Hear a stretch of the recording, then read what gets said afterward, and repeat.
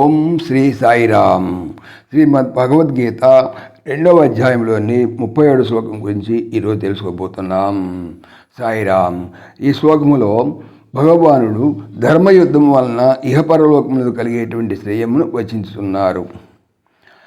హతో వా ప్రాప్స్యసే స్వర్గం జిత్వా వా భోక్ష్యసే మహీం తస్మాదుత్తిష్ట కౌంతేయ యుద్ధాయ కృతనిశ్చయః.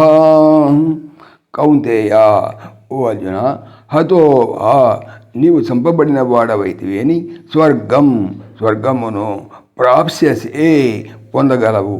జితాత్వా, సాయిరామ్, జిత్వావా జయించితివేని, మహీం రాజ్యమును, భోక్ష్యసే అనుభవింపగలవు.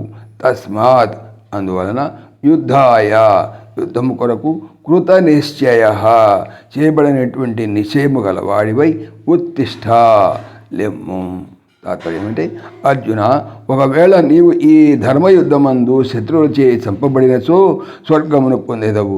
అట్లుగాక నీవే జయించినచో భూలోక రాజ్యము అనుభవించేదవు. ఈ ప్రకారముగా 2 విధముల మేలే. కావున లెమ్ము, యుద్ధమునకు సంసిద్ధుడు కమ్ము. కొద్దిగా వ్యాఖ్య తెలుసుకుందాం. ఈ శ్లోకం ఎలా ఉందంటే, ముముక్షులకు ప్రాణము వంటిది. ఇది ఒక మహామంత్రము. సాధన యందు నిరాశ, అధైర్యము, నిరుత్సాహము కలిగినప్పుడల్లా దీన్ని పఠించుతుంటే మహాధైర్యము చేకూరుతుంది.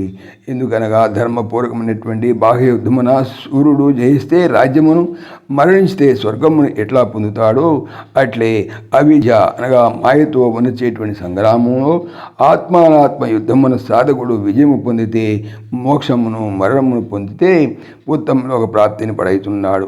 కావున 2 విధముల అతని శ్రేయమే కలుగుతున్నది.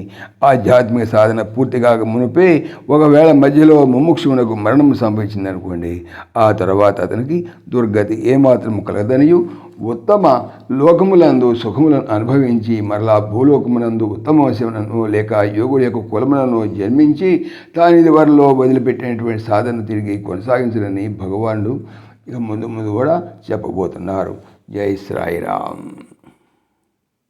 ఓం దేవకీ నందనాయ విద్మహే వాసుదేవాయ ధీమహి తన్నః కృష్ణ ప్రచోదయాత్.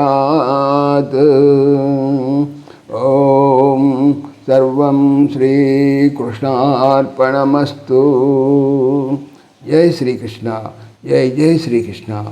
ఆత్మీయులకు మనవి, శ్రీకృష్ణ పరమాత్మ ఈ ఛానల్తో పాటుగా అనంత మహిమల శ్రీ సత్యసాయి అనేటువంటి మరొక యూట్యూబ్ ఛానల్ చేయిస్తున్నారు.